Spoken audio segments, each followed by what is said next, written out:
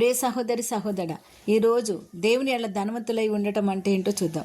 లూకా సువార్త 12వ అధ్యాయం 21వ వచనం నుండి 31వ వచనం వరకు చదివినట్లయితే, లోకంలో ఆస్తిపాసులు సంపాదించుకునే లౌకికపరమైన విచారం కంటే దేవుని రాజ్యాన్ని వెతకడం ఎంత ప్రాముఖ్యమో, తాత్కాలిక భౌతిక సంపద కంటే దేవునితో సంబంధం, దాతృత్వం మరియు నిత్యజీవం ఎంత ప్రాముఖ్యమైనవో తెలియజేస్తూ తన శిష్యులతో, ఏమి తిందుము అని మీ ప్రాణం గుర్చైనను, ఏమి ధరించుకుందుము అని మీ దేహం గుర్చైన చింతింపకుడి. ఆహారం కంటే ప్రాణమును, వస్త్రం కంటే దేహమును గొప్పవి కావా?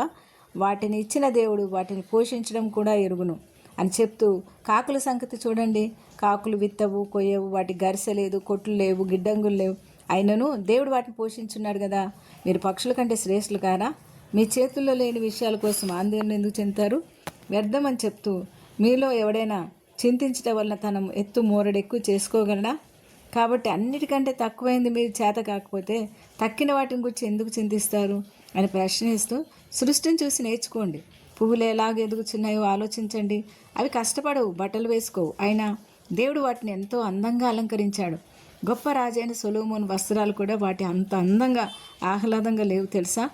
నేడు పొలంలో ఉండి రేపు పొయ్యిలో వేయబడు అడవి గడ్డిని దేవుడిలాగా అలంకరిస్తే, ఎండిపోయే గడ్డికి అంత శ్రద్ధ చూపిస్తే, ఆయన స్వరూపంలో సృష్టింపబడిన నీపైన ఎంతెంత శ్రద్ధ చూపిస్తాడు. ఆయన మీ అవసరాలు తీర్చడా? ఖచ్చితంగా తీరుస్తాడు. దేవుని ప్రేమను, ఆయన శక్తిని నమ్మకుండా రేపటి గురించి భయపడే వారిని యేసు అల్ప విశ్వాసులారా అంటున్నాడు. అంటే తక్కువ విశ్వాసం ఉన్నవారులారా అని పిలుస్తున్నాడు. అడవి గడ్డిని అలంకరించిన వాడు మీకు మరి ఎంతో వస్త్రాలు ఇస్తాడు. ఏమి తిందుమో, ఏం త్రాగుదుమో, ఏం అని మీరు చింతింపవద్దు, అనుమానించవద్దు, దేవునిపై సందేహం వద్దు.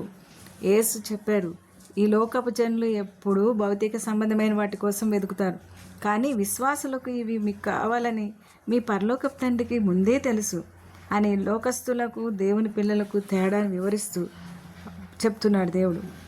మీరు దేవుని పరిపాలనకు లోబడి ఆయన చిత్తానికి మొదటి స్థానం ఇచ్చినప్పుడు ఆయన ఇవన్నీ మీకు కావాలని, మీకు మిగిలిన వాటిని అన్నింటినీ, లౌకిక అవసరాలన్నింటినీ కూడా దేవుడు నెరవేరుస్తానని వాగ్దానం చేస్తున్నారు. ఉదయం లేచినప్పటి నుండి కేవలం ఉద్యోగం, డబ్బు సంపాదన, ఇల్లు వంటి భౌతిక విషయాలపైనే చింతించకండి. దేవుని వాక్యం, ప్రార్థనకు మొదటి స్థానం ఇవ్వండి. ఆర్థిక ఇబ్బందులు ఎదురైనప్పుడు రేపటి గురించి చింతించొద్దనో, భయపడొద్దనో, సృష్టికర్తవు నువ్వు, దేవా మమ్మల్ని పోషిస్తానని సంపూర్ణంగా విశ్వాసంతో మేము చింతన విడిచిపెడుతున్నాం, సరైన సమయంలో మాకు సహాయం అందుతుందని మేము నిరీక్షిస్తున్నాం అని కొత్త ఆశతో ముందడుగు వేయండి. మరి ప్రార్థన చేసుకుందామా? ప్రార్థన. ప్రేమగల, జాలిగల మా పరలోకపు తండ్రి, మీకు వందనాలు. మా చింత యావత్తు మీ మీద వేస్తున్నాం. ప్రకృతి మీ వైపు చూస్తూ ఎంతో సంతోషంగా, ఆనందంగా ఉల్లసిస్తున్నట్టు మేము కూడా మీ మీద ఆధారపడుతున్నాం. మీ నీతిని, రాజ్యాన్ని మేము వెతుకుతుండగా మాకు అన్ని అనుగ్రహిస్తానని వాగ్దానం చేసావు ప్రభా.